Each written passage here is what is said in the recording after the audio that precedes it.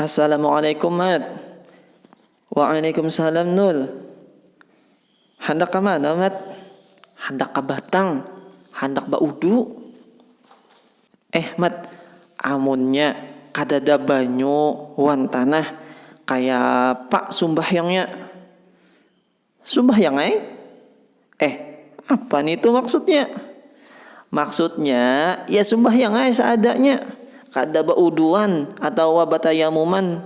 Nitu ngarannya sembahyang lihormatil wakti. Sahajalah sembahyangnya.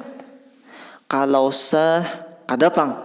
Tapi amunnya mati paling kada ada beisi alasan amun ditakuni kena. Berarti kena kalau ada banyu atau tanah wajib dikodok lah sembahyangnya. Amun ada banyu wajib dikodok. Tapi amun ada tanah diitihi dulu. Mun tempatnya atau wadahnya kadada banyunya kodok aja langsung.